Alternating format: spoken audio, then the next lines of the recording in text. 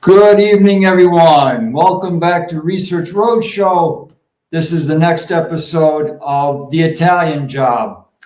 Just a few lessons from recent Italian and European history that might be applicable to the situation we find ourselves in, not only here in North America, but around the world.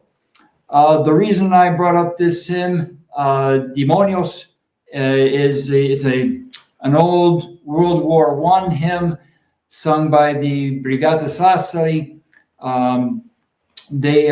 It's one of the more popular battle hymns coming out of the First War, and it's sung even today. There's a large, one of the main reasons for going to war, and this applies to different peoples all over the globe for at least the past 1,000 years. One of the main reasons for going to war is that your group wants to protect their children and their grandchildren from the devastating effects of what another party is doing. In some cases, it was destruction of natural resources. The other tribe had poisoned the well. There's all kinds of reasons why the situation, the necessity, it appears necessary that war is the only solution, the only remedy. Now, in between 1849 and 1862, some say 1869, some say 1870, there was the Italian unification, and it was not harmonious. It came through conquest. Many generals were brought in from outside of the Savoy Kingdom to do the hard, difficult task of going about conquering first Lombardia, then the Ligure kingdoms, and then the two Sicilies, and so on and so forth. The reasoning was that together Italy would be stronger in comparison with a France that was growing stronger, the French Empire that was growing stronger and more bold, with visions of conquest, and the Ottoman Empire and the Austrian-Hungarian. All these various empires were growing larger, and each of the 19 kingdoms would be conquered one by one, unless the Italian peninsula congealed into one whole, because we're, like it says in the Roman fascia, stronger together. Well, I have to make a short commercial break here. As a proud father, my daughter Laura, pronounced Laura in Italy, Laura Silvia, has obtained her degree in international relations. I'm going to put up a real quick picture here. I'm very, very proud of Laura. She worked very, very hard. Studying did not come easy to her. I was very, very worried in her last year of middle school and the first 4 years of high school that as soon as she was 18, she would quit school and go off with some a Juventus fan, and God knows what. But she stuck with it. She took the remedial training. She got through high school. And she went on not just to complete the 3-year degree that we all thought she might, but she went on the additional 2 years to complete the degree in international relations. Oh, I didn't even show the picture yet. I'm very proud of her. Sono molto, molto fiero di te, piccola. Where is the share screen button? Okay. There we go. There's Laura Silvia with holding her degree. And next week, I'll get into the Università di Torino and the Politecnico, and in particular, the building that she's standing in front of. But just wanted to show that real quick. Again, I'm very, very proud of her. Lots and lots of hard work. Okay, back to Italy.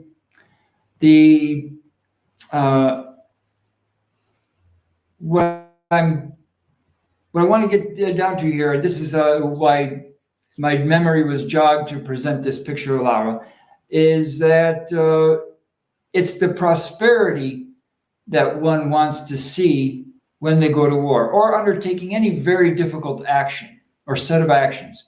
You long for the prosperity of your community, of your province, of your social group.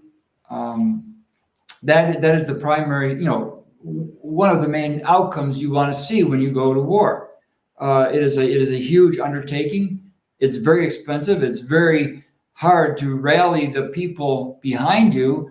First at the next level down, the level of princedom and dukedom, and then to get popular support for the war. And that's been the same for the past 1,000 years. It's not really changed. The internet and TV did change it a little bit, but not all that much. Anyway, let's go to the next slide.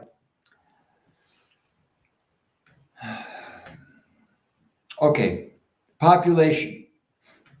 Yesterday in Citizens Intel, we talked about the Club of Rome. And the Club of Rome was the only one of the later groups.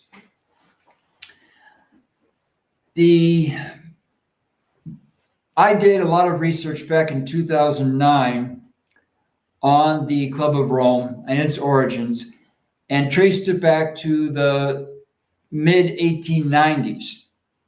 At that time, in 1890s, this was the projection that the population of Italy, and at that time, Italy was slightly bigger because some concessions had to be made after the First World War and the Second World War. So the land size is slightly smaller now. But the projection was that the population by the year 2000 would hit 105 to, some said 145 million people. And for a large number of VIP at the time, in these many of them were eugenicists, they thought that something had to be done to prevent this. Because, imagine 140 million people on the peninsula all consuming carbon, because, the petroleum wasn't in large use at the time. The main source of energy was carbon, coal. Imagine 140 million people on that small peninsula consuming tons and tons of coal. The projections looked very bleak. Now, I disagree with their reasoning, but we see here that the population plateaued 3 or 4 times. After each major war, the population plateaus for a while, or actually slightly decreases. But you can see here that each of the general trend over the past 130 years has been for a very, very slow rate of growth in population. And if you look at the second time derivative, I know I'm getting a little bit talking like a geek here, but if you look at the rate of change of the change in terms of million inhabitants per year, it's stunning. It's really stunning. And a similar thing can be found in many different European countries between 1905 and today. Very similar. trend in the rate of change of change. So some would say, well, it's Mother Nature that's autocorrecting and placing certain limitations on the way that children grow, the way they consider marriage, the way they consider having a family. But I think, and I'm not alone, that it was largely due to the Club of Rome and their sister organizations that implemented policies to avoid the projection, the almost exponential rate of growth shown previously. Now, I didn't even have it up here. Okay, so a real quick recap. Here we see that after each major conflict, the population levels off. And so we arrive at a total of about 59 million in 2018, and now it's slowly decreasing. And if you take away the number of people that that population which was born outside the country, we've had a large influx of immigrants.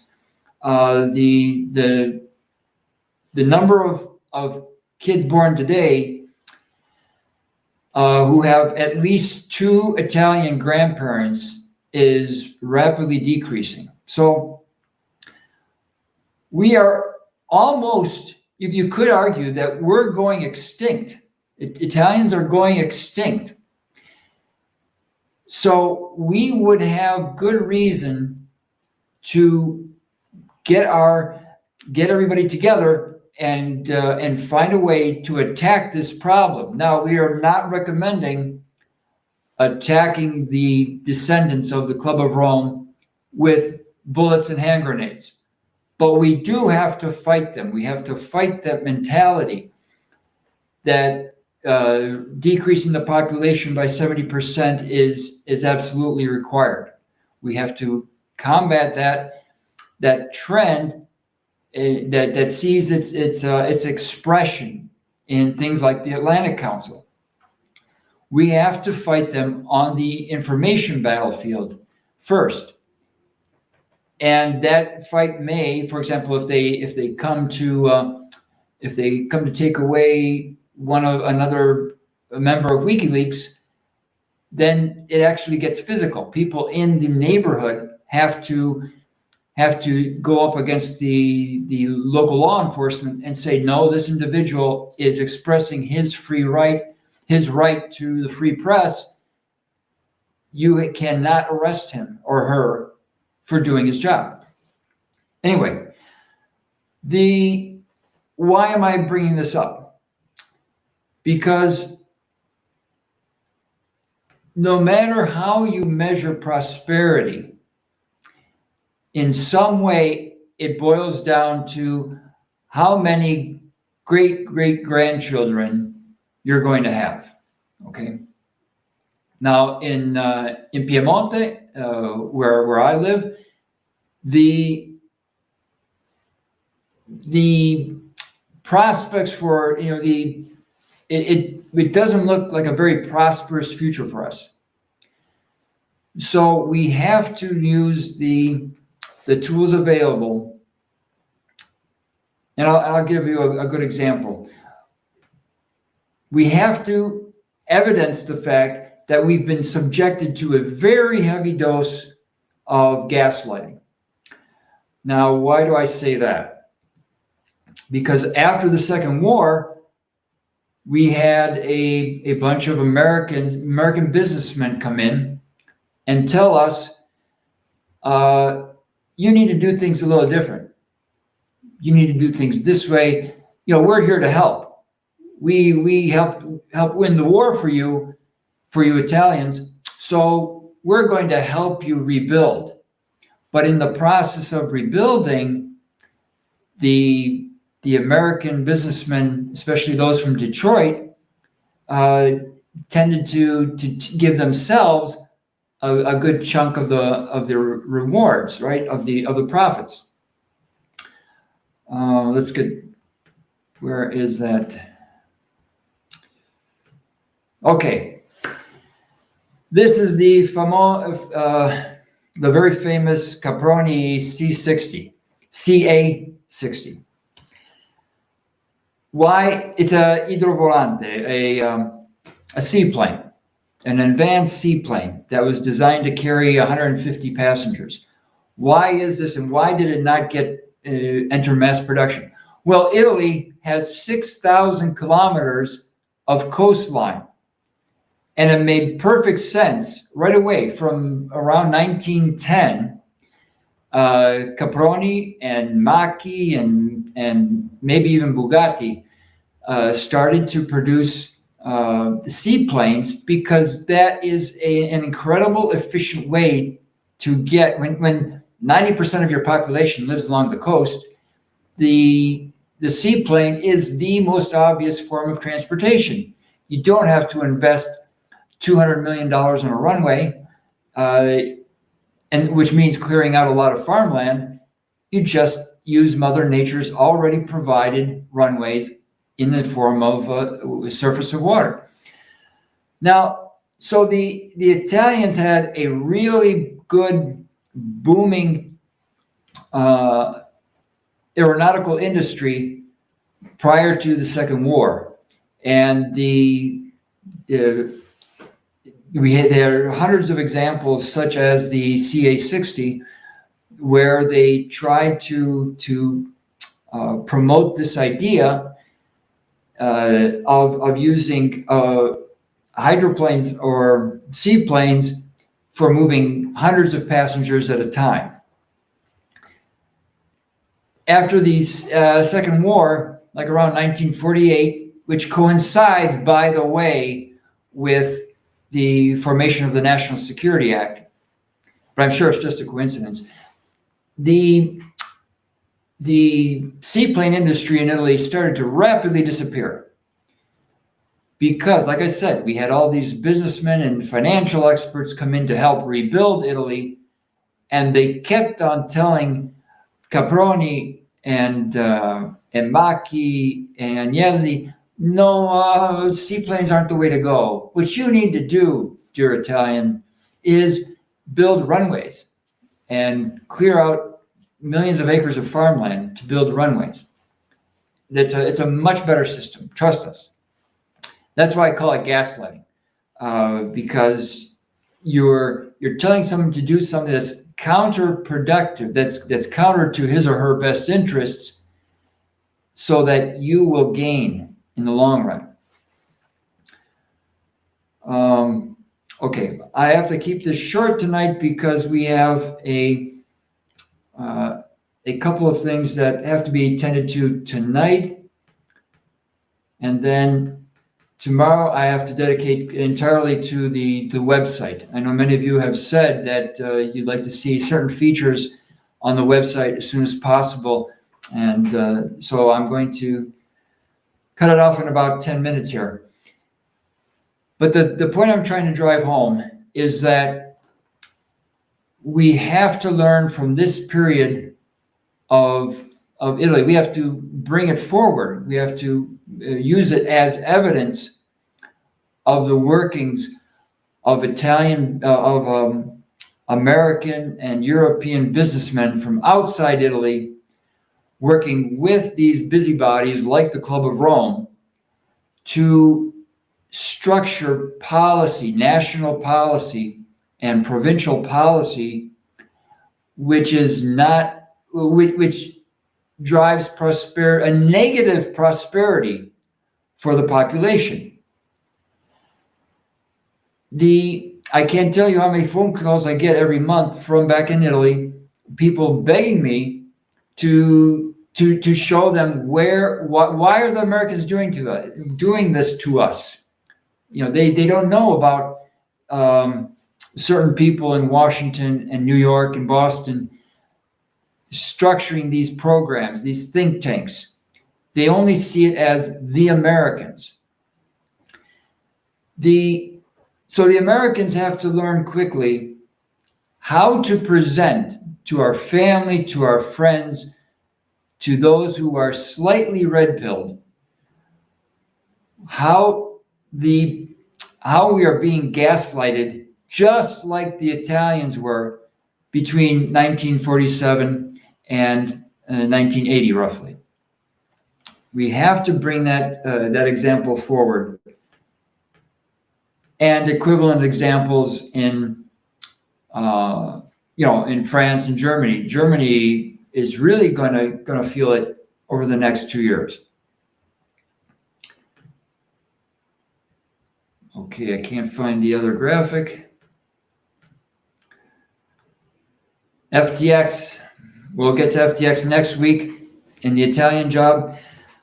I just want to encourage everybody to, first of all, start with John O'Loughlin's series, talking about the history of America between 1880 and 1940, how we were manipulated, into giving up our state sovereignty to a much larger federal government.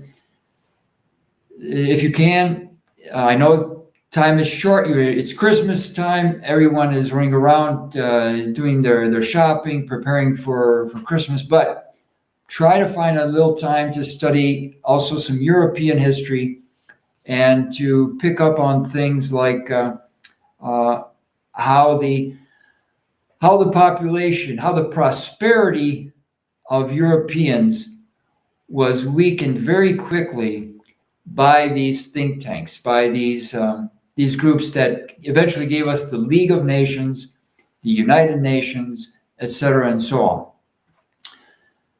Thanks for tuning in to the Italian job.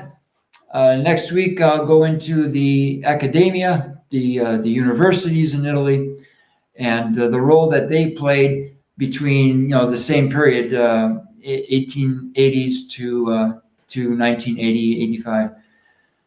And we have Citizens Intel tomorrow night at 9 o'clock.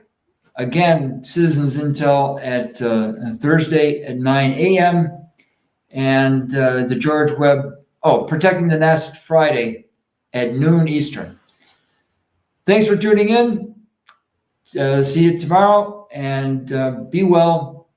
Keep your spirits high. We're the lucky ones because we know what's going on. Try to stay positive. Try to and practice, like I said the other night, my favorite bumper sticker. Practice random acts of senseless kindness. Take care, everybody. Thanks for tuning in.